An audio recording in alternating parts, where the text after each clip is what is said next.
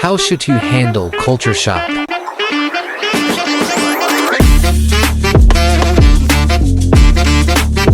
When you first come into a culture, you look around. The writing is different.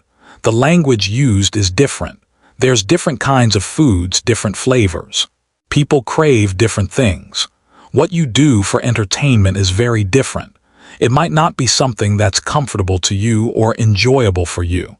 At first, all of these differences seem very cool, very interesting, very wonderful. Those first few months in the new culture, you're blown away with how amazing it is. But after that honeymoon phase comes through and you begin to see that the culture is not as perfect or as wonderful as you first expected, the cracks start to be seen as you examine the culture more closely. It's very easy to focus in on those cracks. Focus in on the things that are different and see the difference not in a beautiful way, but in a bad way, and then the resentment grows and then you become angry over those differences. You wonder what in the world they're doing. What kind of person would do something in this way? For example, since I have experience with the Chinese culture, I can speak from this perspective with my own interaction with this people group. When you get into China, you find that you have to have a relationship in order to accomplish something. There's a Chinese phrase that uses guanxi, this idea of relationship that says if you have relationship, then there is no problem. And the word for problem is also this word guanxi, so it has this kind of double meaning that's found in this phrase. If you have guanxi, then you don't have guanxi. If you have guanxi relationship, you have no guanxi problem.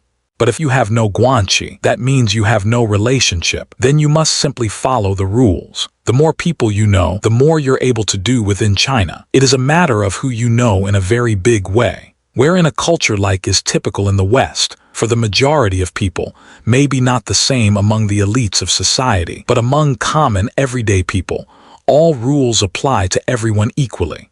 So if there's a certain amount of money that needs to be paid for your tuition, then everyone needs to pay that amount, and they need to pay that amount when that amount is due. It doesn't matter your circumstances.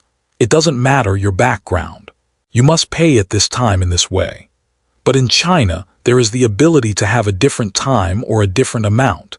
And if you know the right person and you don't have the money at the time, or you don't have that full amount of the money, but you can pay a little less, there is the possibility, the opportunity in China, for you to still get through the system by paying that little bit less or paying a little later. It's who you know. When you go to someone's home or you go to visit someone in their home city, their hometown, there is a full-out giving spirit among the Chinese. They will bring a large basket of fruit, a big box of the best tea that's available.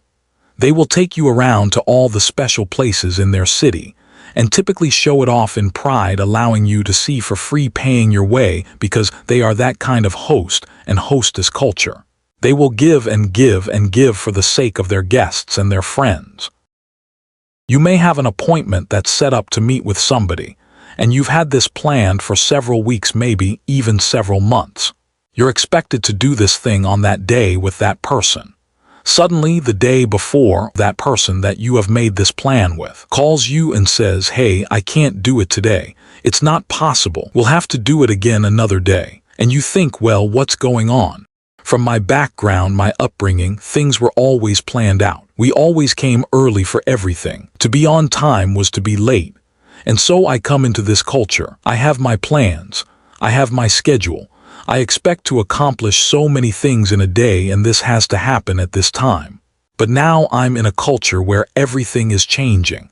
I make an appointment, and then the appointment changes. I have no appointment for the day, and somebody calls me to make an appointment for something else.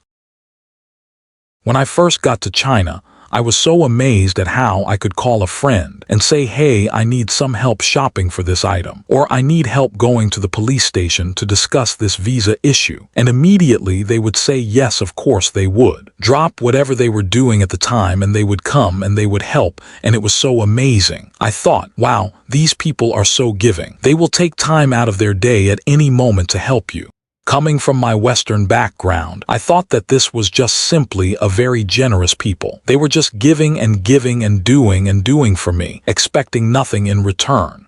And if they did have something to do, and if they had something that they needed in return, that would be established before that thing was done. You help me with this, and then later I need you to help me with that. But it was just a constant overflow of going out of their way for me. But then, after some time, they called me. Can you teach my child English? Can you help me to find a way to study abroad in your country? There were all these requests. Can you help me find someone from your country who can come and teach for this topic? I thought, no, of course not. No, I can't. I don't have time for this right now. And it was a real problem because in China, there is a transactional relationship. People will go out of their way to help you, but they expect the same from you, that you will go out of your way to help them. And I have heard cases where a friend of mine had finished his PhD program, and one of his PhD friends from the college had asked him, "Hey, I need you to help me to finish my PhD. Can you be my advisor?" And he, of course, was in no place to do it. He had just finished. He was not a professor in the college. He had no advisory abilities. And when he told his Chinese friend that he could not help her with completing her PhD requirements or publications and her dissertation writing, the friend shut off all communication as if there was no friendship to begin with, completely gone. Now some of these new experiences, they are great, they're understandable, they're very wonderful to experience. And there are other aspects that come around to changed appointments due to someone who is more important, a higher status than yourself. Something comes up that's more necessary in life than the original plan that you had made, and you will be put aside for that higher purpose, that higher plan, that higher person. You will try to accomplish something in the culture, and you cannot because you don't have that relationship. You only have the problem. And the answer in the end will be no for you, while it is yes for somebody else. People will go out of their way for you, but they will expect you to go out of your way for them, and if you say no, you could lose an entire friendship. And these things are what would make up culture shock. How could this happen? What is going on? And this is the point where people who are able to exist in another culture and people who are not are separated because they go out of the what phase, the what level, what is happening, and they ask the why. Someone doesn't look at just the appointment that was canceled and get angry about it, but seek the why.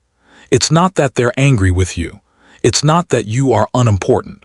It's not that the arrangement was not necessary, but it needs to be paused at this time for this higher purpose. People are not just giving to you, but you are expected to reciprocate and give at the same level in return. Why? Because relationship is transactional. The person who can survive the culture shock doesn't get stuck at the what level, does not focus on the cracks, the problems that exist, or the things that are not familiar and make them into a problem. But they find out, they dig in, and they discover the why, and they grow themselves to be able to accept this new way of life. This is the healthy cross-cultural person who learns to overcome by understanding and conforming as they can to the culture that surrounds them, and recognizes not the problems, but the beauty of that culture, and seeks to mature as a person within this new place.